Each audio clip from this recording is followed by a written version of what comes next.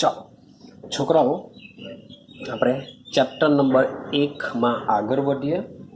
આપણો ટોપિક સંકુલન ક્ષમતા એટલે કે પેકિંગ એફિશિયન્સી ચાલી રહ્યો છે, જેમાં આપણે 2 પ્રકારની સંકુલન ક્ષમતા લાસ્ટ વિડીયોની અંદર કમ્પ્લીટ કરી છે. આજે આપણે ત્રીજા પ્રકારની સંકુલન ક્ષમતા સમજવાના છે, જે પણ બહુ જ ઇમ્પોર્ટન્ટ છે. તમારે એની હાઉ ડુ ઓર ડાય આ પણ કમ્પ્લીટ કરવી પડશે. તો મેં અહીં પહેલેથી જ મીન્સ કે કોઈનનો ઉપયોગ કરીને એક વ્યવસ્થિત આકૃતિ દોરી દીધી છે, કારણ કે મારો સમય ન બગડે. તમારે પણ એક્ઝામમાં આ આકૃતિઓ દોરવી પડશે, તો માટે પહેલેથી જ પ્રિપેરેશન કરી દેજો. કોઈનની પ્રેક્ટિસ પાડી દેજો કે કેવી રીતના આપણે પૂછાય તો આકૃતિ દોરીશું. તો આ જે આકૃતિ તમે જોઈ રહ્યા છે તે આકૃતિ અંતઃ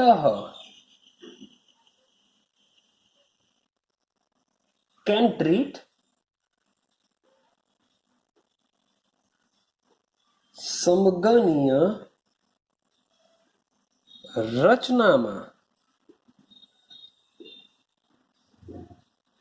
સંકુલનની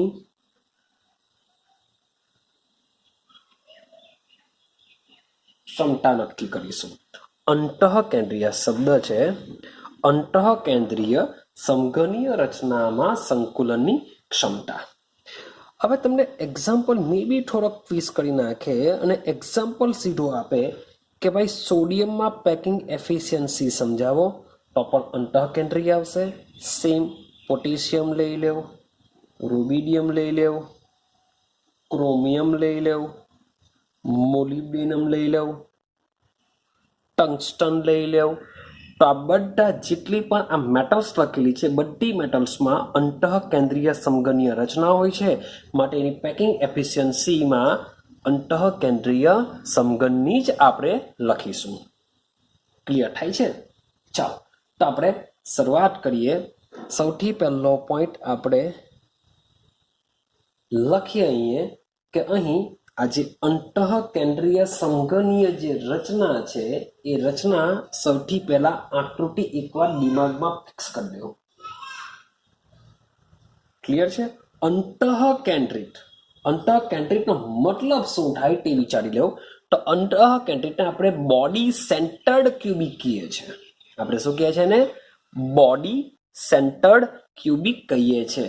માટે લખી શકો તમે કે અંતઃકેન્દ્રિત સમઘનમાં 2 પરમાણુઓ આવેલા હોય છે, જેમાંનો એક ઘનના બધા જ ખૂણાઓ ઉપર અને એક અંતઃકેન્દ્રમાં આવેલો હોય છે. તો 3 પ્રકારની રચનાની અંદર બધામાં કોમન રાખ્યું છે આપણે કે સૌથી પહેલા જે પરમાણુ કેટલા આવેલા છે અને ક્યાં ગોઠવાયેલો છે તે સમજીએ. તો સમજો, તો અહીં એક સેન્ટર પર જો જોઈએ તો પહેલો આ જે ખૂણો છે એમાં એ નામનો પરમાણુ છે, એના ખૂણા પર બધાને આપણે ગોઠવેલા છે. આ જે સી છે એ અંદરના ભાગે આવેલો છે, અંતઃકેન્દ્ર કે જેની જે ધાર છે એના નજીકના 2 ગોળાઓ સાથે જોડાયેલી છે. ક્લિયર છે? એટલે લખી શકાય કે ઘનમાં અંતઃકેન્દ્રનો પરમાણુ બીજા 2 શબ્દ છે, બીજા 2 વિકર્ણ રૂપે ગોઠવાયેલા પરમાણુની ઢારને સ્પર્શે છે. તમે જોઈ શકો છો ને હું શબ્દ બોલું છું વિકર્ણ, મીન્સ કે આ જે એફ પરમાણુ છે એ આ ખૂણાનો પરમાણુ છે અને સાથે સાથે એ જે કહું છું એ આ ખૂણાનો છે. એટલે કે આ ખૂણો અને આ ખૂણો એકબીજાને વિકર્ણ હોય છે. તો વિકર્ણના ગોળા, આ જે સેન્ટરનો જે ગોળો છે એ વિકર્ણના બે ગોળાઓને ઢાર મારફતે જોડાયેલા હોય છે. ક્લિયર છે? માટે આપણે શરૂઆત કરીએ હવે કેલ્ક્યુલેશનની. ત્રિકોણ ઈ એફ ડી લેશું. સૌથી પહેલા ત્રિકોણ કયો લેશું? ઈ એફ ડી. તો આ અહીંયા વિકર્ણ બી મેં ઓલરેડી દોરેલો છે, જ્યારે યાદ રાખવું પડશે. તો શરૂઆત કરીએ. માટે એક પોઈન્ટ બનાવી દઈએ આપણે. માટે ત્રિકોણ ઈ એફ ડી માં, ઈ એફ ડી માં તમારો વિકર્ણ કોણ બનવાનો? બી બનવાનો છે. તો આપણે જોજો ત્રિકોણ ઈ એફ ડી માં એફડી શબ્દ બોલું છું, FD square, FD square is equal to EF square વત્તા ઈડી સ્ક્વેર, ઈએફ સ્ક્વેર વત્તા ઈડી સ્ક્વેર થવાનું. હવે ધારી લેશું, એકચ્યુઅલી આપણે અગાડીમાં ધારેલું છે કે ધારો કે ગોળાની ત્રિજ્યા આર, અહીંયા લખી દઈએ. ચાલો, ધારો કે ગોળાઓની ત્રિજ્યા આર તથા એકમ કોષની ધારની લંબાઈ એ છે. માટે એફડી માટે હું શું લખા? વિકર્ણ બે લઈ લીધેલો છે. માટે એફડી સ્ક્વેર એટલે કે B square is equal to EF. EF શબ્દ જોજો, આ ધાર બી કેવી રહેવાની? સેમ લંબાઈ વાળી, એટલે કે આ પણ એ, આ પણ એ. માટે એ સ્ક્વેર પ્લસ એ સ્ક્વેર થશે. તો અહીંયા હું બાજુમાં જ જરાક કન્વર્ઝન કરું છું. માટે બી સ્ક્વેર બરાબર 2a સ્ક્વેર થવાનું. બી સ્ક્વેર બરાબર શું થશે? 2a square. માટે બી બરાબર √2 ઇન્ટુ એ બહાર આવી જશે, કારણ કે એ સ્ક્વેર છે એનું √a 2 છે તો √2. માટે બી બરાબર √2 ઇન્ટુ એ થઈ જશે. ચાલો, ટોમેટો ત્રિકોણ પાછી આંકડી જોઈ લઈએ. ત્રિકોણ શું લીધેલું છે? એ એફ ડી. મારે આટલા ભાગનું શોધવાનું છે. હવે હું શું કરા? આ ત્રિકોણ લેવા, એ એફ સી. હવે કયો ત્રિકોણ લઈ લેવા? ત્રિકોણ એ એફ ડી, કારણ કે આમાં એફ ડી લીધેલો છે એટલે ત્રિકોણ એ એફ ડી નો ઉપયોગ કરાવે હું. હવે ત્રિકોણ એ એફ ડી માં, હવે ત્રિકોણ એ એફ ડી ની જ્યારે વાત કરતા હોઈએ, એ એફ ડી, તો આ જે તમારો એ એફ છે એ તમારો વિકર્ણ બની જશે. એ એફ શું બનશે? વિકર્ણ. તો આપણે લખી શકીએ છીએ કે A F square is equal to A F D. માટે FD square plus AD square થઈ શકે. ચાલો, તો એ એફ સ્ક્વેરમાં આપણે શું મૂકવાના? C square. એફડી સ્ક્વેરમાં બી સ્ક્વેર વત્તા એડી સ્ક્વેરમાં આપણે મૂકવાના એ સ્ક્વેર. હવે આપણી પાસે જે ઉપર બી સ્ક્વેરની જે વેલ્યુ છે 2a સ્ક્વેર, તે આપણે આમાં એડ કરી દઈએ. અહીંયા લખું છું. માટે C square is equal two 2a square plus A square is equal two total થશે 3a સ્ક્વેર. ટોટલ કેટલા થઈ જશે? 3a square. માટે સી ની વેલ્યુ થઈ જશે √3 ઇન્ટુ એ. સી ની વેલ્યુ શું થઈ જવાની? √3 ઇન્ટુ એ થઈ જશે. હવે સમજો, હવે અંતઃ પરમાણુનો જે ગોળો છે એ બીજા જોઈ લઈએ આપણે આકૃતિ, બે પરમાણુઓ સાથે એકબીજામાં ટચમાં છે, માટે આ જે સી ની વેલ્યુ જો આપણે ડિસાઇડ કરીએ, તમે જોઈ શકો છો આટલેથી આટલો ભાગ 1r થવાનો, માન લો કે અહીંનું કેન્દ્ર છે, અહીંયાથી આ ભાગ 1r, અહીંથી આટલો ભાગ r થવાનો, અહીંયાથી આટલો ભાગ r થવાનો, માટે c is equal two 1 2 3 4, c is equal two શું લખી શકીએ છીએ આપણે? 4r લઈ શકીએ છીએ. c ઇઝ ઇક્વલ ટુ શું લખી શકીએ છીએ? 4r. તો અહીં એક સેન્ટેન્સ આપણે એડ કરી દઈએ જેથી વ્યવસ્થિત લાગશે કે અંતઃ કેન્દ્રનો પરમાણુ બીજા બે પરમાણુને સ્પર્શે છે, આથી C is equal to 4r થશે. C ઇઝ ઇક્વલ ટુ શું થઈ જશે? 4r થઈ જશે. માટે જે C ની વેલ્યુ છે આ બંને એકબીજા સાથે કમ્પેરિઝન આપણે કરી દઈએ, માટે થઈ જશે √3 into a is equal to 4r. જો a અને r વચ્ચે સંબંધ ધરાવતું સમીકરણ આવી ગયું તો આ વેલ્યુ તમારે યાદ રાખવી પડશે. a is equal to 4r by √3, અને દિમાગમાં રાખવું પડશે કારણ કે આના પરથી બી MCQ નીકળી શકે છે. તમને ધારની લંબાઈ આપી દેશે અને r પૂછી શકે અથવા r પૂછી શકે, એની લંબાઈ પૂછી શકે. ક્લિયર છે? તો ટોને ટોન આપણા 3 પ્રકારના જે સમઘન આપણે જોયા છે, ટોને ટોનમાં a અને r વચ્ચેનો સંબંધ ધરાવતું સૂત્ર તમારે યાદ રાખવું પડશે. ક્લિયર છે? માટે આપણે r બરાબર જો લખો તો r બરાબર શું થઈ શકે છે તમે વિચારો. તો ચાલો આ r બરાબર જો લખીએ તો આ ઉપર જવાનું, એટલે કે √3, 4 નીચે આવશે 4, √3 અને a ઉપર છે તો √3 ઇન્ટુ a થઈ જશે. તો √3 ઇન્ટુ a બાય 4, તો આ થઈ જશે તમારી r ની વેલ્યુ. આઈડિયા આવે છે?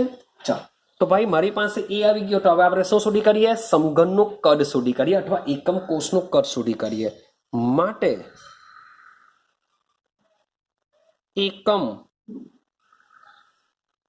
કોષનું કદ, માટે એકમ કોષનું કદ લંબાઈ ગુણ્યા પહોળાઈ ગુણ્યા ઊંચાઈ, એટલે કે a ગુણ્યા a ગુણ્યા a, એટલે આપણે લખીશું a ક્યુબ.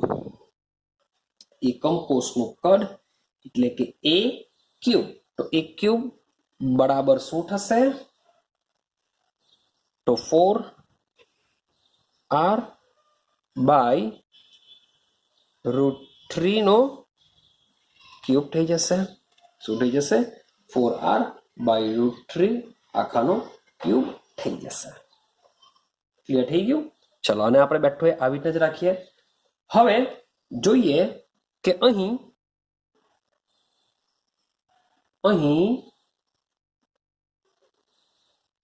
એક પરમાણુનું, શબ્દ બોલું છું, એક પરમાણુ વડે રોકાયેલ કદ બરાબર 4/3 પાઈ r ક્યુબ. કારણ કે ગોળા કેવા છે આપણા? ગોળ છે, પરમાણુ ગોળ તરીકે લીધેલા છે, માટે એમના દ્વારા રોકાયેલું કદ કેટલું હોય છે? 4/3 પાઈ r ક્યુબ હોય છે. એક જ પરમાણુ વડે આપણે લખીએ છીએ, દરેકમાં આપણે એક જ પરમાણુ વડે આપણે લખતા હોઈએ છીએ. માટે હવે આપણું લાસ્ટ સ્ટેપ લખીશું આપણે પેકિંગ ક્ષમતા. પેકિંગ ક્ષમતા નહીં લખવું હોય તમે સંકુલિત ક્ષમતા, સંકુલન ક્ષમતા પણ લખી શકો છો, પણ પેકિંગ ક્ષમતા જરાક સારો વર્ડ લાગે તો પેકિંગ ક્ષમતા લખવાનું. તો પેકિંગ ક્ષમતાનું સૂત્ર શું આવશે? એકમ કોષમાં, શબ્દ સમજો, એક એકમ કોષમાં બે પરમાણુ છે, માટે લખીશું કે એકમ કોષના બે પરમાણુ વડે રોકાયેલું કદ. અહીં એક જ પરમાણુ કદ લખેલું છે, પણ અહીં એક એકમ કોષમાં બે પરમાણુ આવેલા છે, માટે આપણે આ રીતના લખશું. નીચે શું આવશે? એકમ કોષનું કુલ કદ. એકમ કોષનું કુલ કદ. ચલો તો લખીશું અહીંયા બે પરમાણુ છે એટલે 2 ગુણ્યા 4/3 પાઈ આર ક્યુબ છેદમાં એકમ કોષનું કુલ કદ. એકમ કોષનું કુલ કદ કેટલું છે?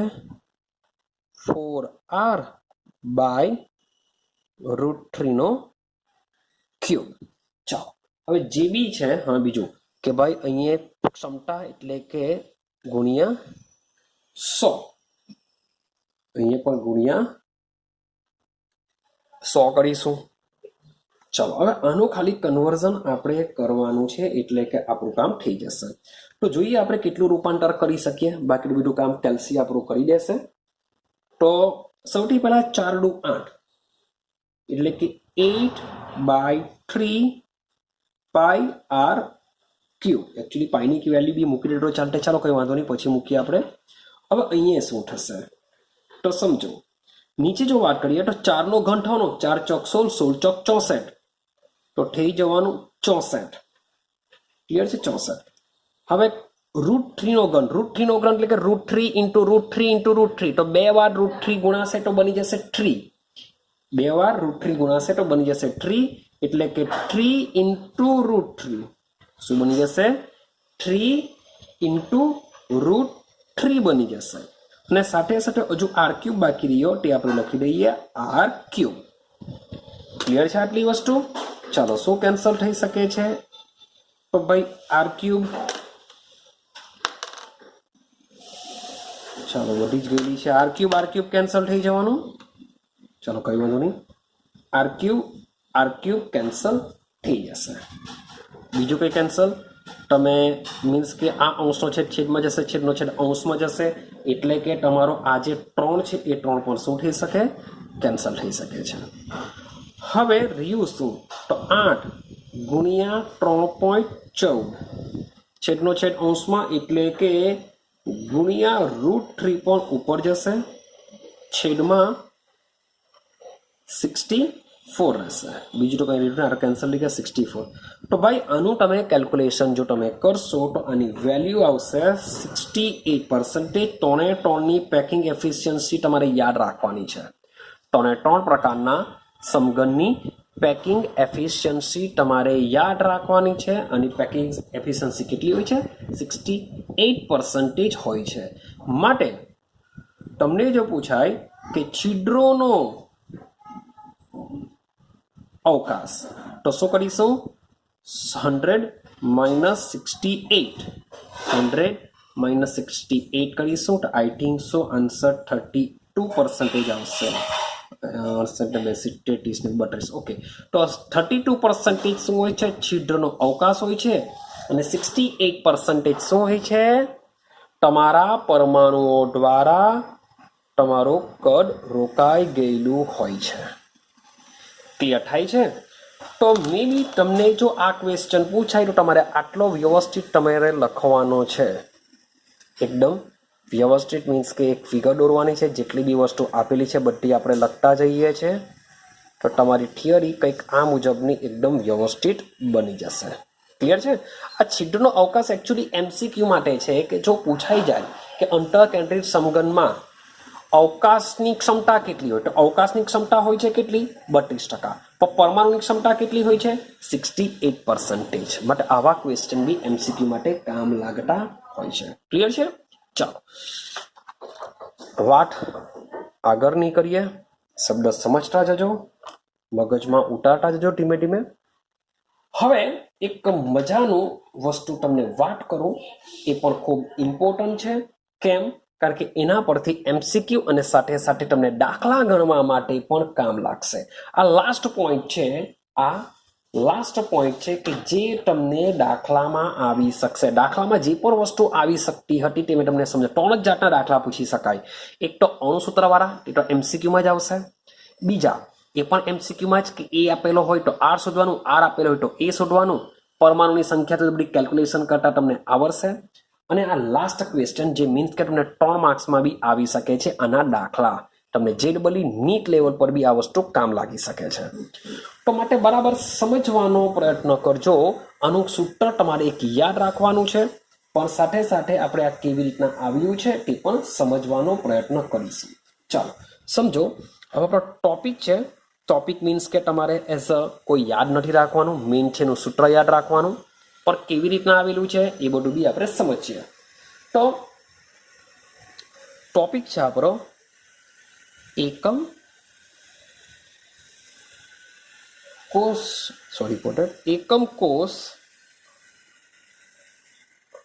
પરિમાણ સમાવિષ્ટ ગણતરીઓ. એકમ કોષ પરિમાણ સમાવિષ્ટ ગણતરીઓ. ચાલો, તો એકમ કોષ પરિમાણ સમાવિષ્ટ ગણતરીઓ કેવી છે, કેવી રીતના યાદ રાખવાનું છે સમજો. તો સૌથી પહેલા આપણે શું ભણીને આવ્યા છે એને સમજવાનો પ્રયત્ન કરીએ. તો ઉપર મુજબની જે પણ આપણે ભણીને આવ્યા છે એ મુજબ આપણે એકમ કોષના પરિમાણની ગણતરીઓ આપણે કરી શકીએ છીએ. ચલો સૌથી પહેલા આપણે સમજીએ. તો આપણે એકમ કોષનું કદ ગણી શકીએ છીએ.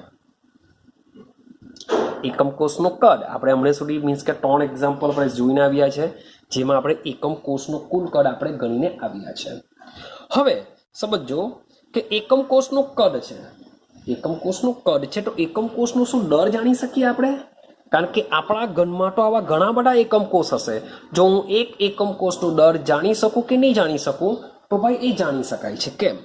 કારણ કે શબ્દ બોલું છું, ધાતુની ઘનતા. ધાતુની જો ઘનતા જાણતા હોઈએ તો એકમ કોષનું દર પણ જાણી શકીએ છીએ કે ભાઈ તમારા ઘનમાં કયા પ્રકારનો ઘન છે, કયા પ્રકારના પરમાણુ આવેલા છે, એટલે કે ધાતુ. જો ધાતુની ઘનતા જાણતા હોઈએ તો ધાતુની ઘનતા પરથી આપણે એકમ કોષનો દર જાણી શકીએ છીએ. કેમ? કારણ કે ઘનતા બરાબર થઈ જશે દરના છેદમાં કદ. તો ઘનતા જો આપેલી હોય એને કદ સાથે જો ગુણી કરો, કારણ કે તમે કદ જાણી શકો છો, તો તમને એકમ કોષનું શું મળી શકે છે? દળ મળી શકે છે. હવે એકમ કોષનું દર, તો એકમ કોષમાં તો ઘણા બધા પરમાણુ આવેલા હોઈ શકે. માટે માત્ર શબ્દ બોલું છું, માત્ર એક પરમાણુનું દર. શબ્દ બોલું છું, માત્ર ને માત્ર એક પરમાણુ. તો એક પરમાણુનું દર એવોગેડ્રો નિયમનો ઉપયોગ કરીને આપણે જાણી શકીએ છીએ. કે માની લો કે એક એક્ઝામ્પલ આપું. એક્ઝામ્પલ તરીકે સોડિયમનો પરમાણ્વીય દર હોય છે 23. સોડિયમનો પરમાણુ દર કેટલો હોય છે? 23. ને 23 ગ્રામ સોડિયમ પરમાણુમાં સોડિયમની સંખ્યા કેટલી હોય છે? 6.022 ઇન્ટુ 10⁻23. તો કહી શકાય કે 6.022 ઇન્ટુ 10⁻23 સોડિયમ પરમાણુની સંખ્યા બરાબર 23 ગ્રામ. કે આટલી સોડિયમ પરમાણુની સંખ્યા બરાબર શું થઈ જશે? 23 ગ્રામ કહેવાશે. માટે એક સોડિયમ પરમાણુની સંખ્યા બરાબર કેટલા ગ્રામ? તો આની સાથે ગુણાશે, નીચે જશે તો તમને એક સોડિયમ પરમાણુની સંખ્યા મળી શકે છે. માત્ર આપણે એક પરમાણુનું દર એવોગેડ્રોના નિયમના ઉપયોગ કરીને આપણે જાણી શકીએ છીએ. આઈડિયા આવે છે? ચાલો આગળની વાત કરીએ. ભાઈ ઢાળની લંબાઈ કેવી રીતના મળશે? તો ભાઈ પ્રયોગ દ્વારા, શબ્દ બોલું છું, પ્રયોગ દ્વારા ક્ષ-કિરણ વિવર્તન, શબ્દ બોલું છું, ક્ષ-કિરણ વિવર્તનની મદદથી શું શોધી શકાય છે? એકમ કોષના ઢારની લંબાઈ આપણે નક્કી કરી શકીએ છીએ. એટલે કે એકમ કોષના ઢાળની લંબાઈને આપણે શું કહીએ છીએ? એ કહીએ છીએ. આપણે એ પણ નક્કી કરી શકીએ છીએ. સાથે સાથે ઘનતા ડી પણ આપણે જાણી શકીએ છીએ. અને જે પણ પરમાણુ, શબ્દ બોલું છું, જે પણ પરમાણુ હશે, તમારો જે એકમ કોષ છે જે પરમાણુનો બનેલો હશે એ પરમાણુની ઘનતા જાણતા હોઈએ છીએ. સાથે સાથે એનું પરમાણવીય દર પણ આપણે ખબરદાર હોય છે, જેને આપણે કેપિટલ એમ કહેવાના, જેને આપણે મોલર દર તરીકે પણ ઓળખીએ છીએ. તો હવે સમજો શું થશે. માટે આપણે વાત કરીએ છીએ ઘનના સ્ફટિકની. તો ઘનના સ્ફટિક માટે શું વાત કરી શકીએ? શબ્દ સમજો. હવે એકમ કોષનું, શબ્દ બોલું છું, એકમ કોષનું કદ ઇઝ ઇક્વલ ટુ આપણે એ ક્યુબ લઈએ છીએ. એકમ કોષનું કદ બરાબર શું લઈએ છીએ? એકમ કોષનું કદ એ ક્યુબ. તો ભાઈ મારે જો એકમ કોષનું દર જો મારે જાણવું હોય તો જો દર કેવી રીતના જાણી શકાય? તો એકમ કોષનું દર એટલે કે એકમ કોષમાં જે પરમાણુ આવેલા છે એ પરમાણુનું દર તમારા એકમ કોષનું દર કહેવાશે. તો એકમ કોષનું દર બરાબર એકમ કોષમાં પરમાણુની સંખ્યા, શબ્દ છે એકમ કોષમાં પરમાણુની સંખ્યા ગુણ્યા દરેક પરમાણુનું દર. કે તમારે જો એકમ કોષનું જો દર જાણવું હોય તમારે શું કરવું પડશે? તમારા એકમ કોષમાં કેટલા પરમાણુ આવેલા છે ને દરેક પરમાણુનું દર કેટલું હશે, આ બંનેનો જો ગુણાકાર, શબ્દ બોલું છું, ગુણાકાર જો કરશો તો તમને એકમ કોષનું દર મળી શકે છે. હવે સમજો, એકમ કોષમાં પરમાણુની સંખ્યાને આપણે ઝેડ વડે દર્શાવીશું. આ ઝેડ પરમાણુ ક્રમાંક નથી, ભૂલ થવી ન જોઈએ. આ ઝેડ પરમાણુ ક્રમાંક નથી, પરંતુ શું છે? એકમ કોષમાં રહેલા પરમાણુની સંખ્યા છે. અને એકમ પરમાણુનું દર આપણે સ્મોલ એમ થી દર્શાવીશું. આ સ્મોલ એમ પરમાણુનું દર છે. અને જો પરમાણુનું દર ને આ છે પરમાણવીય દર, જેને આપણે મોલર દર પણ ઓળખીએ છીએ. પરમાણવીય દર અને આ છે પરમાણુનું દર, બંનેમાં ડિફરન્સિએશન હોય છે. ચાલો, આટલું ક્લિયર થઈ જાય છે.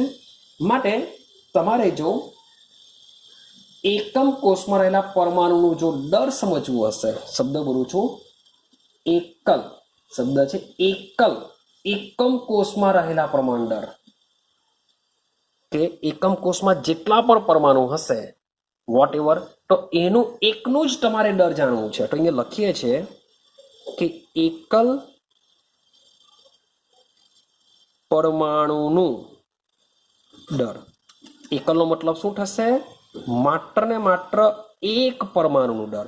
તો એક પરમાણુનું દર બરાબર થશે એનું મોલર દર. એનું શું થશે? મોલર દર થશે છેદમાં એવોગેડ્રો અંક. એ મેં તમને અગાડીને સમજાવેલું જ છે. જો આ જે સૂત્ર છે, આ જે લાઈન દોરું છું, આ જે સૂત્ર છે, એમાં એક ક્યાં ગુણાશે? 23 સાથે ગુણાશે. 23 શું છે? એનું મોલર દર છે. આ 6.022 નીચે જશે તો અહીંયા લખીશું આપણે એને. આ જ સૂત્ર બેઠું બની ગયું, જેનાથી તમને એક પરમાણુની સંખ્યા મળશે. માટે એકમ કોષમાં રહેલા એક પરમાણુનું દરનું સૂત્ર શું બની જશે? M/Na. ક્લિયર થાય છે? ચાલો, તો હવે સમજો. હવે સૂત્ર લખું છું. આ સૂત્ર યાદ રાખજો કે એકમ, શબ્દ બોલું છું, એકમ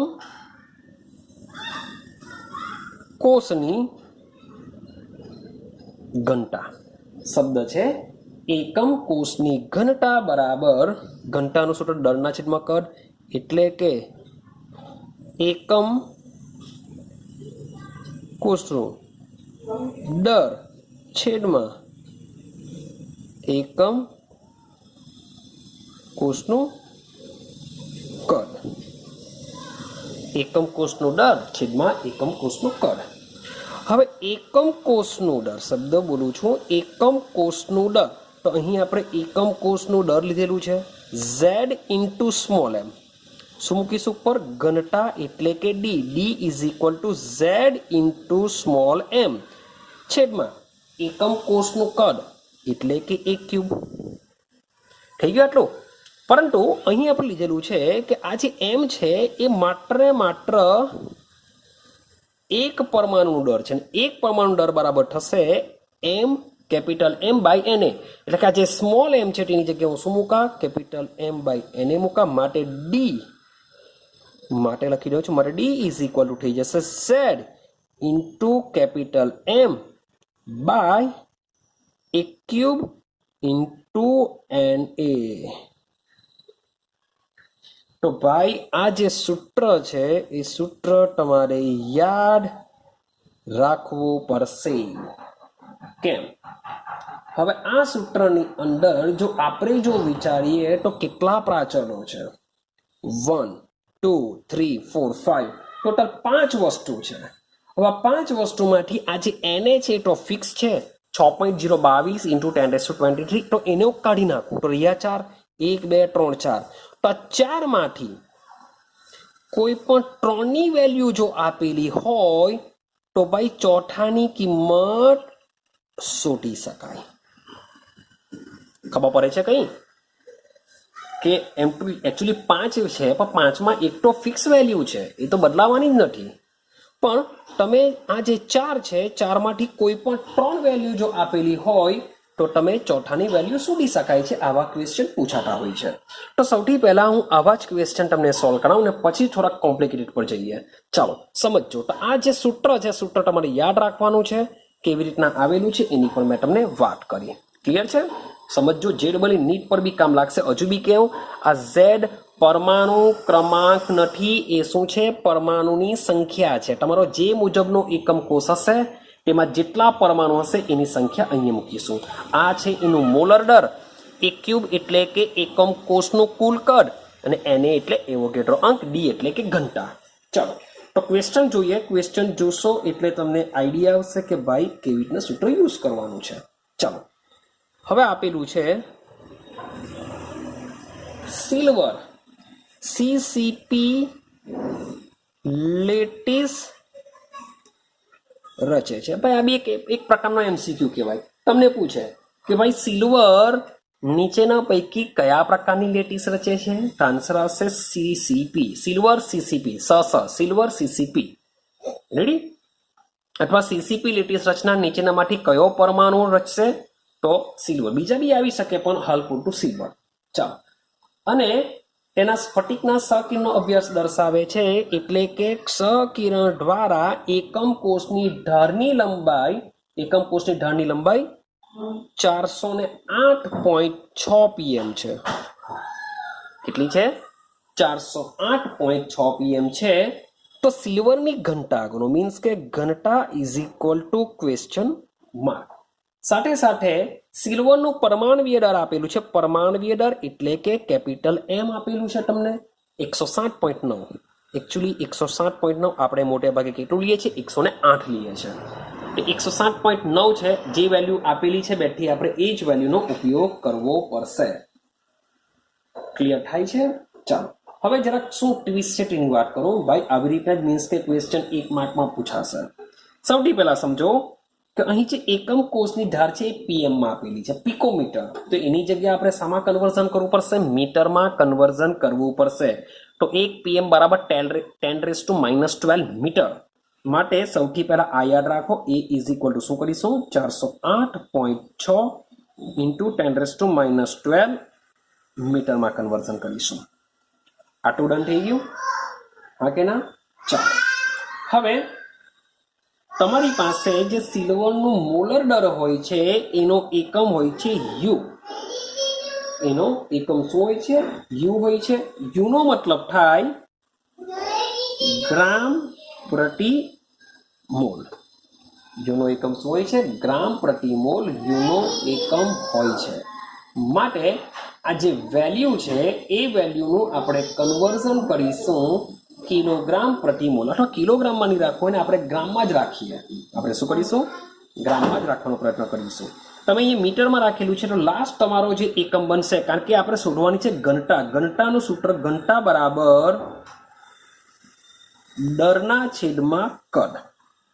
તો દર શામાં આપણે લેશું? ભાઈ દર આપણે ગ્રામમાં લેવાનો પ્રયત્ન કરીશું, કારણ કે અહીંયા ગ્રામ પ્રતિ મોલ છે. કદ અહીંયા મીટરમાં કરેલું છે, માટે ગ્રામ પ્રતિ મીટર આપણે એકમ શોધીશું.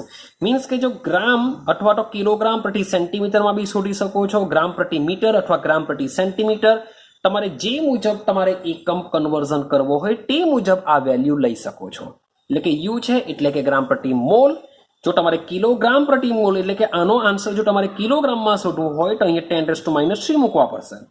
મીટરની જગ્યાએ મે બી સેન્ટીમીટરમાં જો કન્વર્ઝન કરવું હોય તો તમારે શું કરવું પડશે?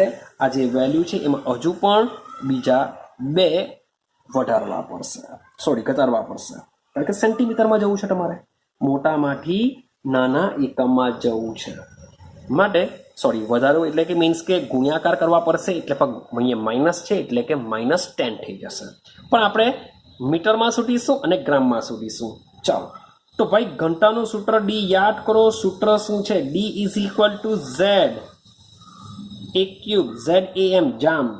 જો કંઈ બનાવીએ તો આપણે ઘનતા એટલે કે જામ, a³ યાદ રાખવું પડશે. ZAM જામ, જામ આવું યાદ રાખી દેશું. ડી બરાબર જામ. કોણ કોણ ખાશે? ઘણા બધા વધારે ખાશે, એટલે કે એને જામ ઘણા બધા વધારે ખાશે. તો આવું સમથિંગ કંઈક બનાવી દેવું જેને લીધે તમને ઇઝીલી આ વસ્તુ યાદ રહી જાય. ક્લિયર છે? આ મોલર દર છે m/na. તો m/na ની જગ્યાએ તમે સ્મોલ m પણ અહીંયા લઈ શકો છો. સ્મોલ m નો મતલબ શું થાય? માત્ર ને માત્ર એક પરમાણુ દર. જો તમને એક પરમાણુ દર આપી દીધેલું હોય તો તમારે આ વેલ્યુ લખવાની કોઈ જરૂરત હોતી નથી. તો બસ કરવાનું કંઈ નથી, બેઠી વેલ્યુ મૂકો. હવે તમને ખબર હોવી જોઈએ CCP રચના લઈ લેવ કે FCC રચના લઈ લેવ, એ બંનેમાં પરમાણુની સંખ્યા કેટલી હોય છે? 4 હોય છે. કેટલી? 4 ગુણ્યા મોલર દર કેટલું આપેલું છે? 107.9. યાદ રાખજો, આપણે ગ્રામમાં લાવીશું આન્સર. a³ એ કેટલો આપેલો છે? આ લેશું આપણે મીટર વાળો, 408.6 × 10⁻12 નો સ્ક્વેર ગુણ્યા n એટલે કે એવોગેડ્રો 6.022 × 10⁻23. બસ તમારે આનું કન્વર્ઝન કરવાનું છે, તમે ઇઝીલી કરી શકશો. માટે આન્સર તમારો થઈ જશે 10.5 શબ્દ બોલું છું 10.5 ગ્રામ પ્રતિ સેન્ટીમીટરમાં આપેલો છે આન્સર. એટલે હું પણ આટલું રાખું છું. મીન્સ કે મીટરમાંથી સેન્ટીમીટરમાં જવું પડશે, મીટરમાંથી સેન્ટીમીટરમાં જવું પડશે. એટલે કે અને જો મીટરમાં કોઈ 10⁻² કરી દેજો એટલે થઈ જશે. આઈડિયા આવે છે? તો આ રીતના બેઠી સીધી વેલ્યુ મૂકીને આપણે સીધા જ ક્વેશ્ચનને સોલ્વ કરી શકીએ છીએ.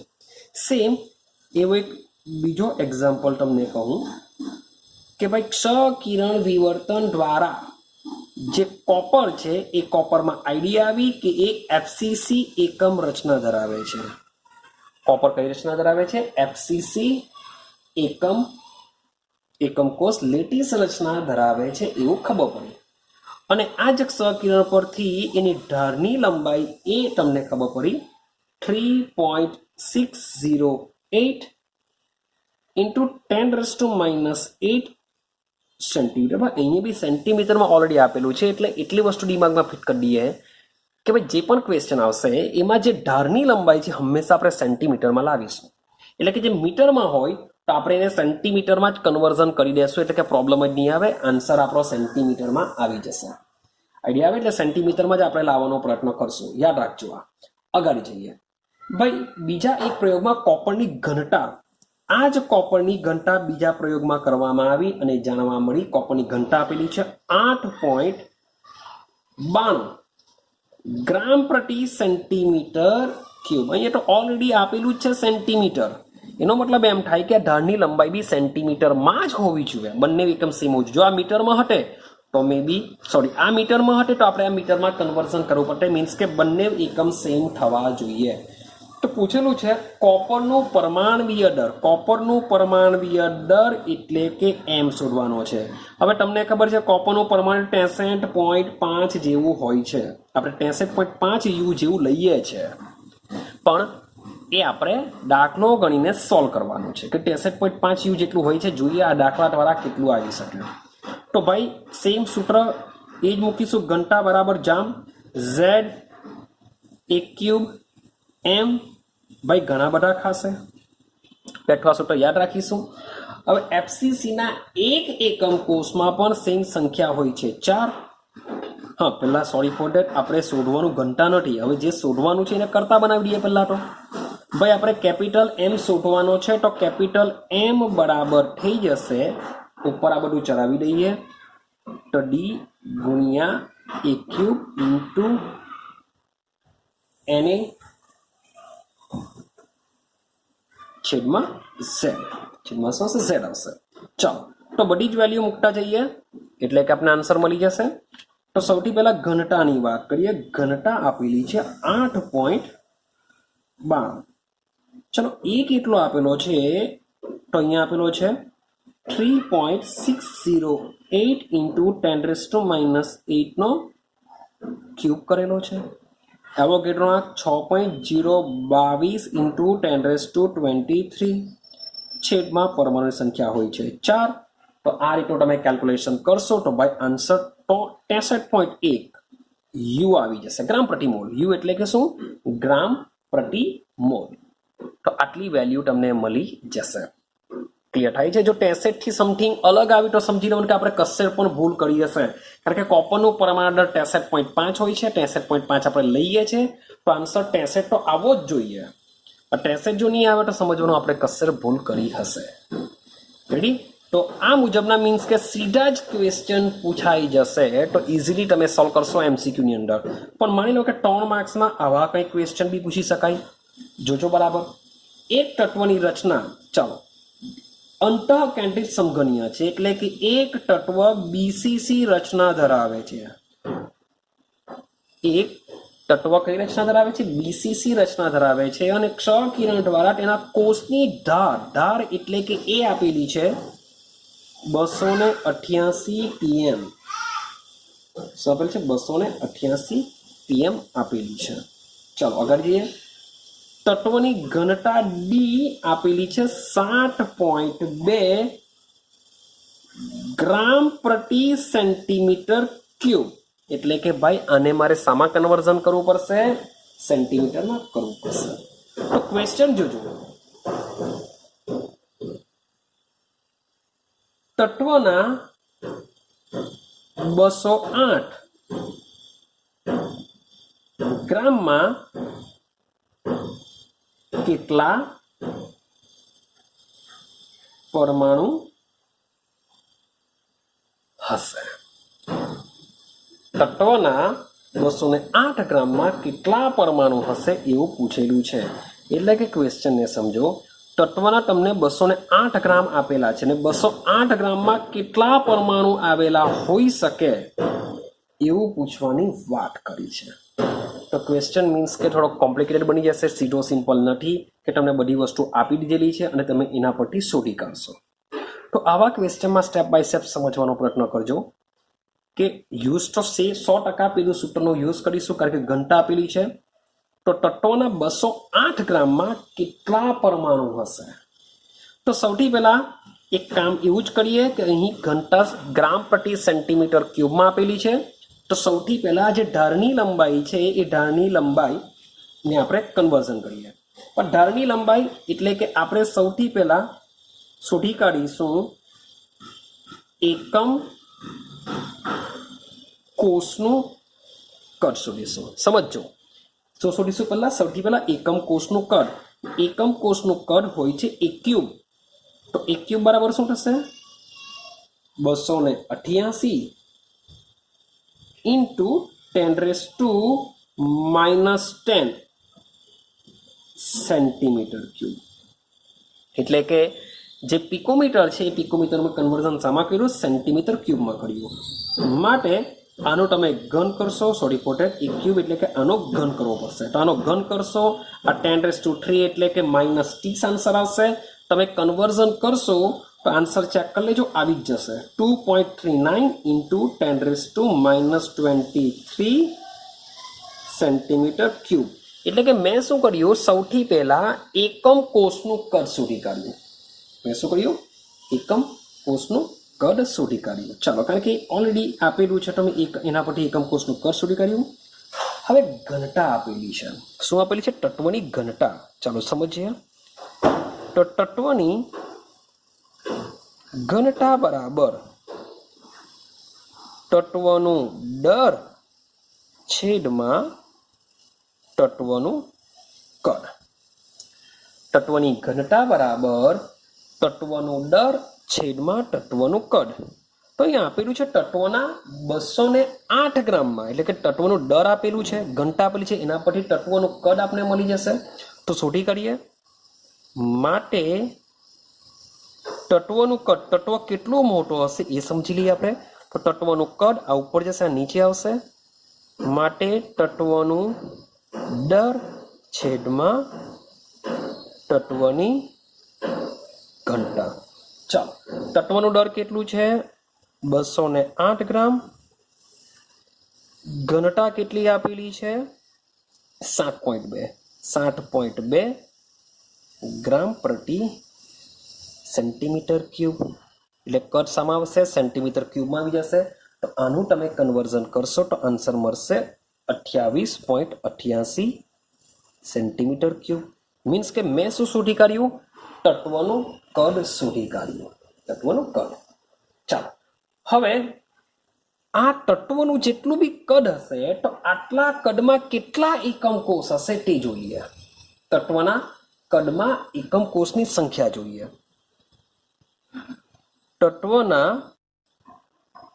કદમાં, કે તત્વ આટલું કદ ધરાવે છે તો આટલા કદમાં કેટલા એકમ કોષ આવશે? તો તત્વના કદમાં એકમ કોષની સંખ્યા ઇઝ ઇક્વલ ટુ, તો તત્વના કદમાં એકમ કોષની સંખ્યા જાણવા માટે તત્વનું કદ કેટલું? 28.88 સેન્ટીમીટર ક્યુબ છેદમાં આપણે એકમ કોષનું કદ લેશું કે ભાઈ તત્વનું કદ આટલું છે, તત્વ બહુ મોટું છે, એમાંથી એક એકમ કોષનું કદ આપણે શોધી કાઢેલું છે. કેટલું શોધી કાઢેલું? 2.39 × 10⁻23 સેન્ટીમીટર ક્યુબ. આ છે તત્વનું કદ, આ છે એક એકમ કોષનું કદ. તો મને એકમ કોષની સંખ્યા મળી જશે. સેન્ટીમીટર ક્યુબ પ્રતિ એકમ કોષ. અહીં એકમ કોષ આપણે લખીએ છીએ કે એક એકમ કોષનું કદ આટલું છે. તો મને અહીં શું મળી જશે? એકમ કોષની સંખ્યા મળશે. તો એ એકમ કોષની સંખ્યા બરાબર શું થશે? 12.08 ×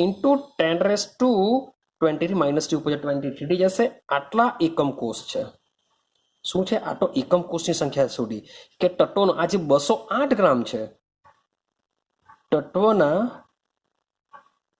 કદમાં એકમ કોષની સંખ્યા.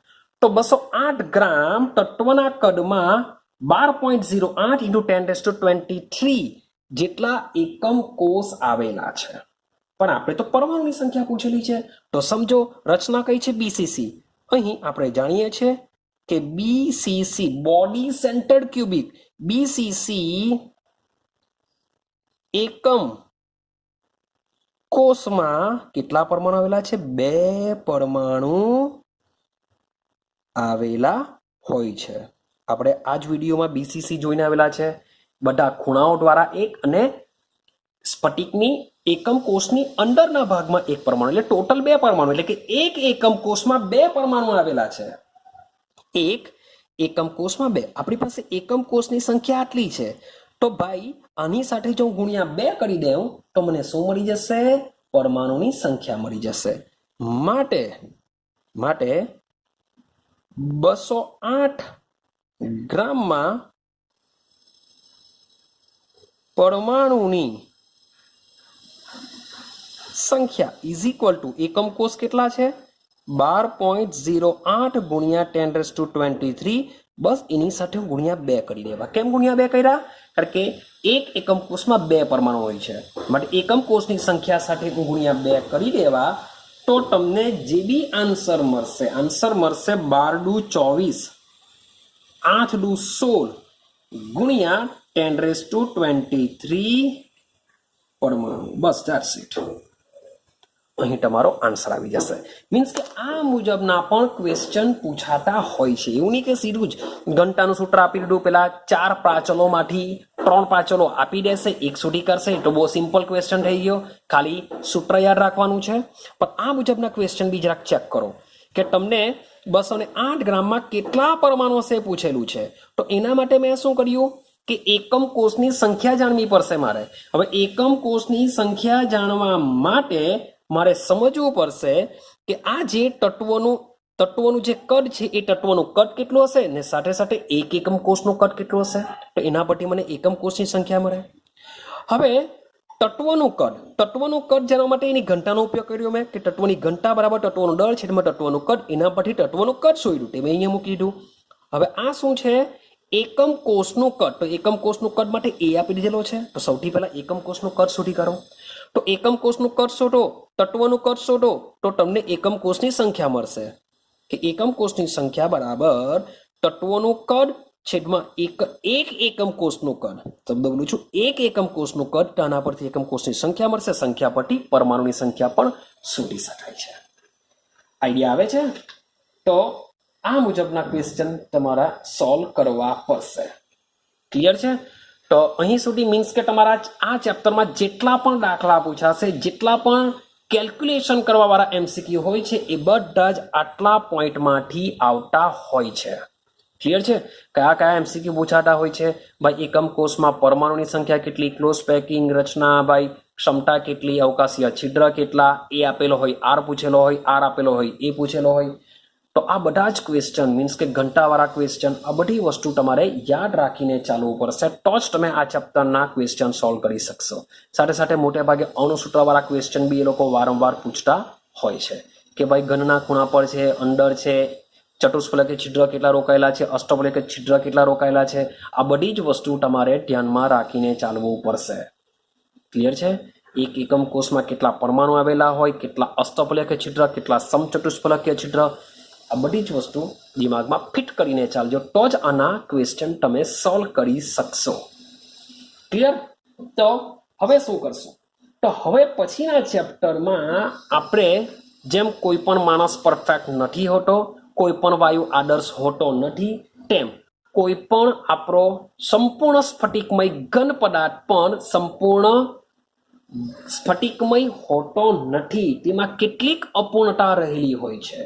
તો એ જે અપૂર્ણતા છે એ શા માટે રહેલી છે, કેટલા પ્રકારની હોય છે, તેને આપણે સમજવાનો પ્રયત્ન કરીશું. તો નેક્સ્ટ વિડીયોમાં મીન્સ કે હવે થોડું ઘણું શું ચાલુ થશે? થિયરિટિકલ ચાલુ થશે. હવે પછીનો બધો પોર્શન તમારો શું છે? થિયરિટિકલ આવશે. તો મળીશું આપણે નેક્સ્ટ વિડીયોની અંદર.